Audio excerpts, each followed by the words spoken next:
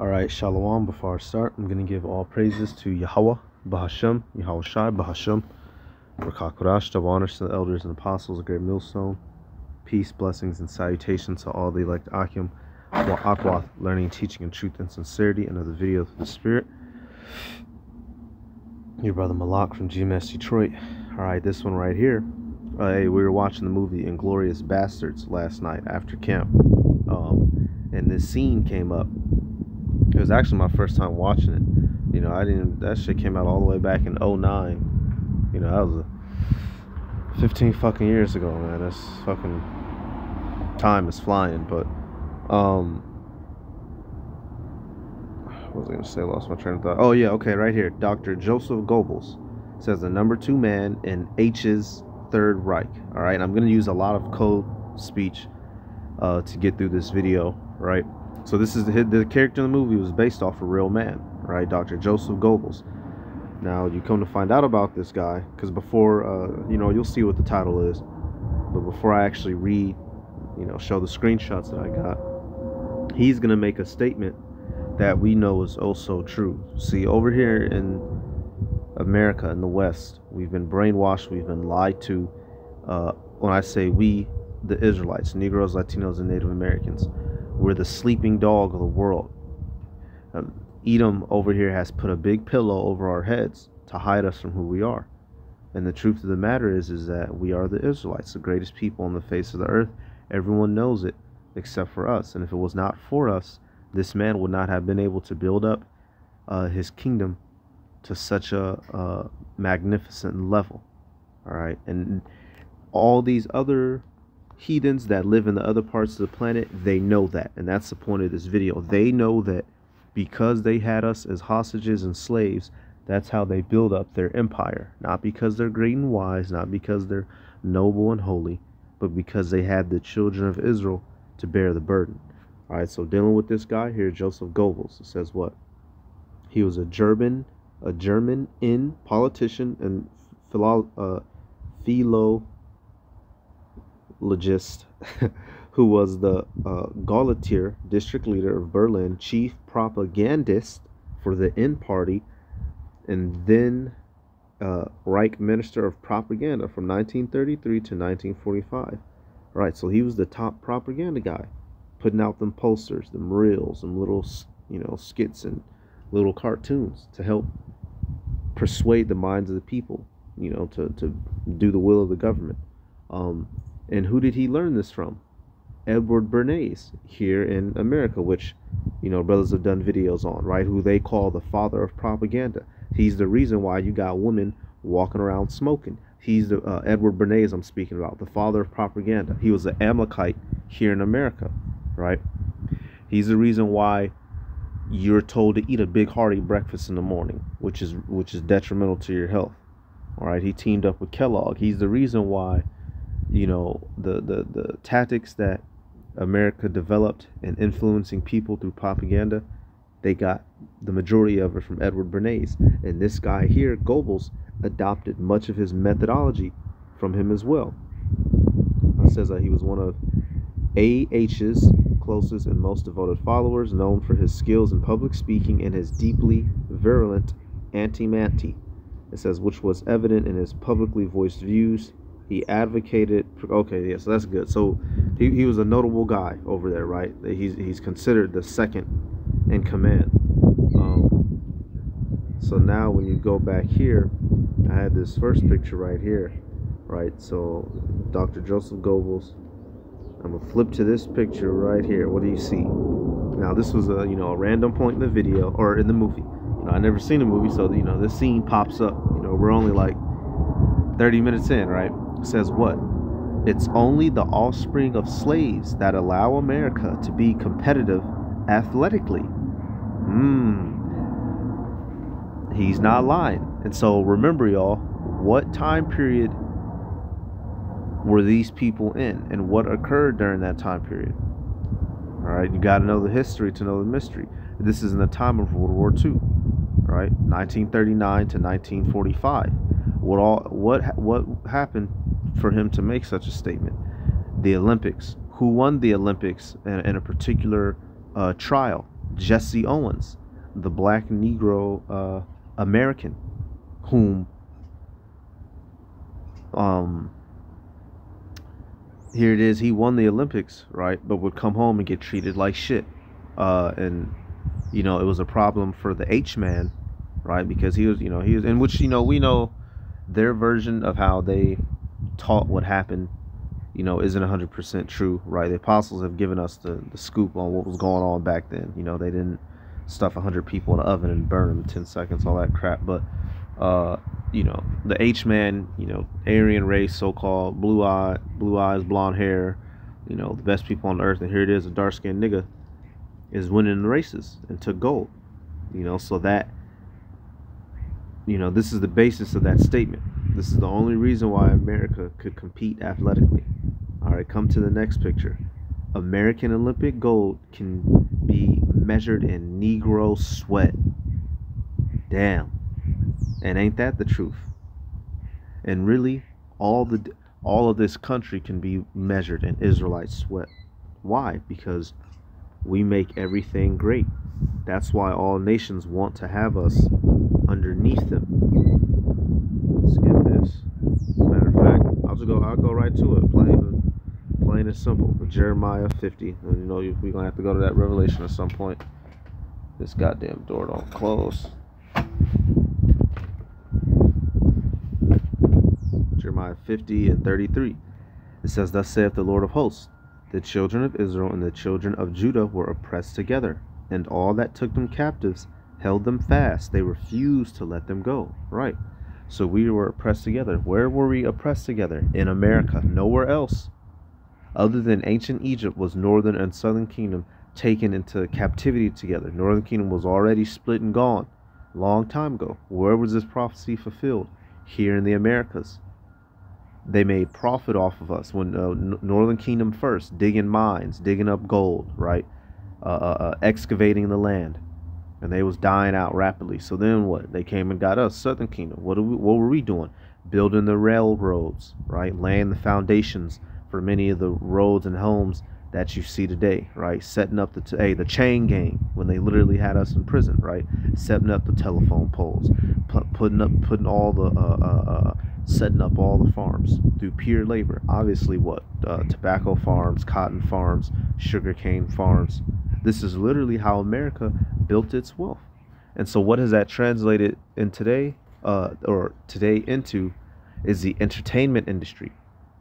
The so-called white man, Esau Edom, uses Negroes, Latinos, and Native Americans and Israelites as a means of financial gain through entertainment. The dancers, the rappers, the football players, the basketball players. And this is an undisputed fact that everybody knows. America, especially in the realm of sports, would not be able to compete internationally if it was not for the Negroes, Latinos, and Native Americans. Everybody knows that. We're not, this is not a conspiracy theory. We're not making things up, and we're not looking too deeply into it. That's why the director of this movie, Quentin Tarantino, put this line in here, because this is an understood aspect of this country. So now let's do this. Let's do this real quick. All right, you just typed him in. Right, look, right there. That's Joseph Goebbels right there. Right? We ain't gonna watch that one. That one's 51 minutes. But this caused a problem for the H-man. He run around saying that his people is the best, and here comes some nigga from the hood. You've got a long to-do list. Thankfully, you have DoorDash, and top-rated shoppers will deliver groceries right to your... Yep, I knew it. I'm sorry, y'all. Look at this comment. Before I play this video, look at this first comment.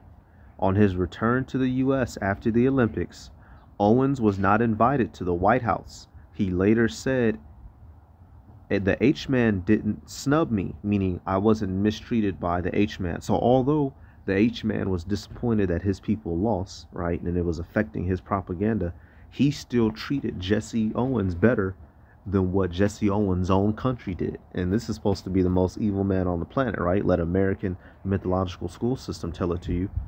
It says what? The H-man didn't snub me. It was FDR, right? Roosevelt, who snubbed me. The president didn't even send me a telegram. He didn't even get a congratulations. And this was, the countries were, that Olympic Games that year, the countries were, it was displaying their dominance through their athletes. So it was a very hot thing, all right? And America came on top through who? Through an Israelite. Come on, man. We made this place great. Everybody knows that. After the fanfares of the Olympic opening comes the most amazing performance by America's black streak Jesse Owens in the 100 meters. The world's most superb runner makes the others look as if they're walking, as he wins the final and equals the world's record time. This and his later victory in the long jump may well be the athletic... And then there was another dark-skinned Negro who came running in second. He said he made them look like they was walking. Y'all, this is... reality is often different from them pieces of paper that they've made us learn from for all these years. They told us we were nothing. They told us we're closer to monkeys. They told us we're less capable. And when you look at the reality of the world, you realize that Esau, even the so-called white man, has lied to you about everything in this world and in history. I thought we were dumb and stupid and not capable. Why did he take first place if the white man is better than us in every avenue? Performances of the century. And now the final struggle is on in the women's javelin throwing. And here's little Sadako Yamamoto of Japan, with a name that spells trouble for commentators and a throw that just falls short of the 40-meter line. But in the end, it's the German girls who leave the rest of the world behind. Louise Kruger, and she's well over the 40 line. But the eventual winner is Tilly Fleischer, with a superb throw of 104. So right, we saw that Jesse took it. Let me get this next clip. I'm stating a black man from my own state of Ohio contradicted Hitler himself. Let me explain. Adolf Hit this right here, Salaki, y'all. Hitler had hoped hosting the 1936 Olympics in Berlin would help prove his theory of... I'm stating a black man from my own state of Ohio contradicted Hitler himself. Let me explain. Adolf Hitler had hoped hosting the 1936 Olympics in Berlin would help prove his theory about Aryan racial superiority through sport. But things didn't Yep, that Edomite BS. go as planned. African-American track athlete Jesse Owens stole the hearts of the crowd by winning 4 gold medals and setting 3 world records, directly challenging the idea that he was in any way inferior. While there was much talk about Hitler not shaking his hand, Owens said the fact that the US president didn't even acknowledge his win was more of a snub. And despite the Nazis' best efforts, Owens became a hero, with even the German public asking for his autograph. Today, I'm standing outside the stadium... Wow, yep, even the Germans, the what do you call it? The citizens, they was asking for his autograph. And that's why a lot of Jake now, in real life, go over there and get German women, because they tend to, love your draws. What they say, love get you a woman that love your stinking draws. Well, yeah. So, Jesse Owens Alley, as a black woman from Ohio living in Berlin. I'm standing... Okay, yeah. So we see how that went, right? Now they were able to acknowledge our greatness, but Edom here in America doesn't want to. All right, so let's go to this real quick. Let's go to that Revelation. These heathen, they all made themselves great through us being down, right? That's without a doubt. Let me get Revelation. I just used this recently too. Revelation 11.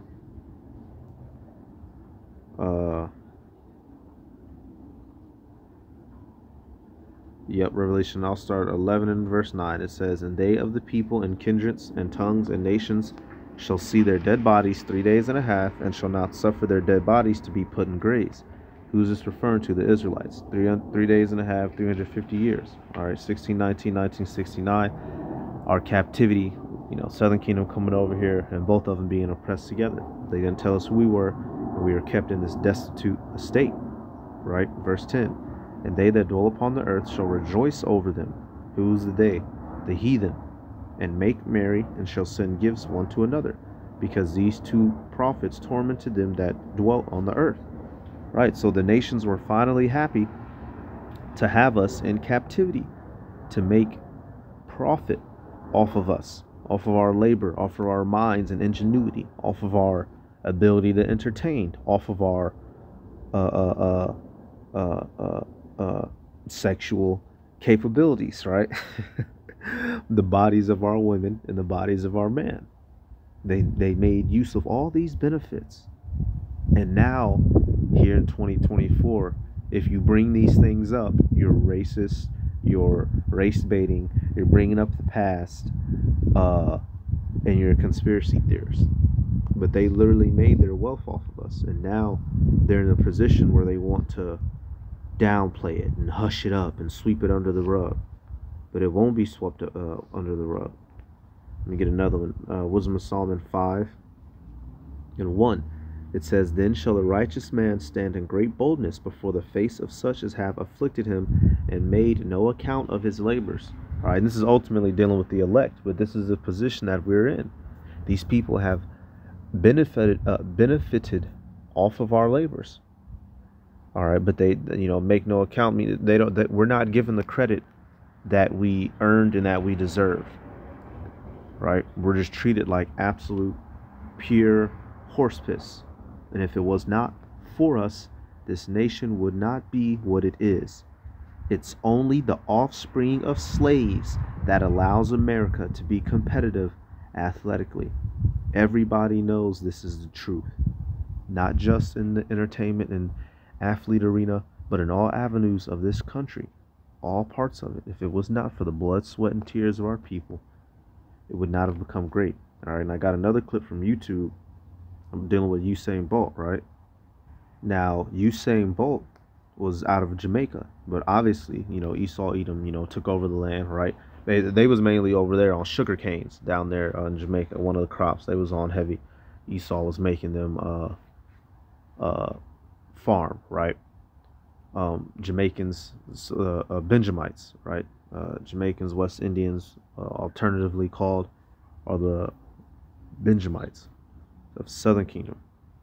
Now let's look at something dealing with Usain Bolt to show you the greatness of our people. Even when we are in disadvantaged positions, even when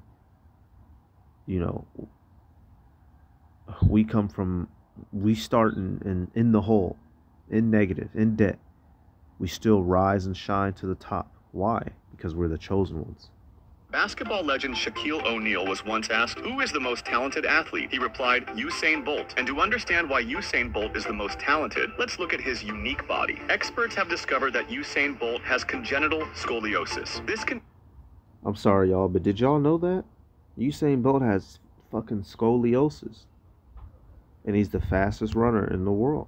How about that shit, man? Condition greatly impacts sprinting and often leads to injuries. Furthermore, when he runs, his body's center of gravity shifts to the right, causing his upper body to sway significantly. Another factor is his exceptionally long arms and legs. People with such long limbs usually find it challenging to achieve outstanding results. Additionally, he has flat feet and uneven leg lengths, leading to limited jumping ability and difficulties in accelerating. If these traits apply to an average person, it would be enough to conclude that they could not sprint professionally. In the past, some even advised Usain Bolt to quit sprinting and take up basketball instead. But no, what he chose was simply to be even more rigorous in his training, to the point that he would vomit after completing his workout. In the end, he changed his destiny. Usain Bolt's world record of 9.58 seconds for the 100 meters has stood strong for over 15 years. Basketball. Yep, that 9.58, boy. Still can't top that, man. Still can't top that. But he had all those disadvantages. One leg longer than the other, flat feet, scoliosis. But he said, "Fuck it, I'm going to become the best." Trained until he would vomit, y'all. And this is the spirit of our people. They have a spirit of, I'm not going to let nothing hold me down. I'm going to strive to be the best, and not just physically. All right, now, more so now in today's world, all we have is, these athletes and shit. But taking it back, 100 years, y'all, our people were inventing our people are and were intellectuals as well. We've just been, stuffed through this goddamn black hole tunnel of misinformation for the last 100 years since Rockefeller set up the school system. So now, niggas just dumb as hell. But many of the, many of the convenient pieces of technology that you use in modern society came from the minds of Negroes, Latinos, and Native Americans. Why? Because we were the slaves. So obviously, we would have created things to try to make our life fucking easier. And that translated into what? Inventions and innovations, which we get no credit for. right? What's something that came out recently? The Jack Daniels. Come to find out, it was a recipe from slaves, right? The three-way stoplight, the closed circuit security system, CCTV created by a black woman, right? I could go down the list. Self lubricating trains, to where you no longer need the nigga in the engine room throwing coal in there dying. It kept it oiled itself. Who put that together? Israelite. I could go down the list. The monkey wrench, Jack Johnson the boxer. We did all these things to make this place great, and we get no credit. So ultimately, what's gonna have to happen? This bitch is gonna have to fall.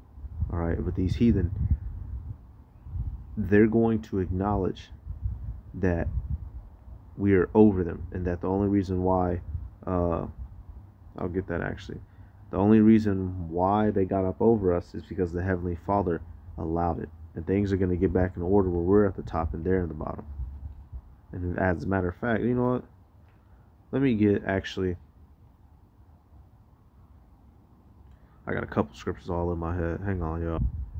You know what? Yeah, I want to get Isaiah, because in the kingdom, what we're going to get to, Isaiah 65, we're going to get to the time where these people are no longer going to benefit off of our hard work. Coming soon, man. As this place collapses, right? Everything that we do, it's going to be to our own benefit in the kingdom of heaven. All right, and that's something to truly look forward to. All right, Isaiah 65 and 21. And they shall build houses and inhabit them, and they shall plant vineyards and eat the fruit of them. They shall not build and another inhabit. They shall not plant and another eat. For as the days, for as the days of a tree are the days of my people, and mine elect shall long enjoy the work of their hands. 23. They shall not labor in vain, nor bring forth for trouble, for they are the seed of the blessed of the Lord, and their offspring with them. Right. So soon, everything that we do, we're going to reap the benefit of it. These heathen are not going to be able to profit and make gain off of it like they have, right? It reminds me, it might be in Psalms. Let me see. It might be in Psalms. Give me 1 second, y'all. Esau's a motherfucker, bro. Alright, matter of fact, I'm going to go back to that Wisdom of Solomon. I'll finish out there, Wisdom of Solomon 5. Because they're going to be made to acknowledge that, we were the chosen, and that we're the ones that are great. And it's through Yahweh B'Shem Yahweh Shai, not through anything of ourselves. All right, our melanin isn't what makes us special. It's through the spirit and power of Yahweh B'Shem Yahweh Shai, right? Because you got many a Jake who, have a heathen mother or whatever, or, just lighter skinned in general, even if they don't. It's not our melanin that makes us great. It's the spirit and power of Yahweh B'Shem Yahweh Shai. All right, so verse 2, it says, when they see it, they shall be troubled with terrible fear, and shall be amazed at the strangeness of his salvation, so far beyond all that they looked for. Right, so we've been down bad so long that they can't perceive or believe the fact that anything great is going to happen to us. All right, and this is, once again, more so dealing with the elect, literally being saved in the destruction to come. But to these people, it's going to be such a stellar thing, because for so long we've been looked at as nothing. But when you really pull the veil off, when you really uncover the skirts, you see that we've been America's hidden jewel all this time. And the H-Man said that, right? That America has the jewels of the Lord. I would have to go dig for that, but that's out there in one of his books. We're those hidden jewels. We're that offspring that made this people great. And the day that they acknowledge that, that's going to be a great day, because that means our Lord is here and that we've won. All right, verse 3, and they repenting and groaning for anguish of spirit shall say within themselves, this was he whom we had sometimes in derision. Right, we're the slaves, had us in derision, hostage, down bad, through, oppressed, poor. This was he, and a proverb of reproach. We fools accounted his life madness, and his end to be without honor. How is he numbered among the children of the power, and his lot is among the saints. Perfect, man. So that's what we're waiting on, and it's gonna be a glorious day, y'all, because everybody knows it. And like I said, we're the slumbering dogs. We've been Esau has rocked us to sleep so heavily that even many of our own people have truly forgotten who they are. But ultimately, the elect will be saved. All right, so that's about it, y'all. Give all praises to Yahweh, Bahasham, Yahweh Shai, Bahasham, or Kakodash. Double honors to the elders and apostles, great millstone, peace, blessings, and salutations to all the elect Akim wa Akwath, learning and teaching in truth and sincerity. Shalom.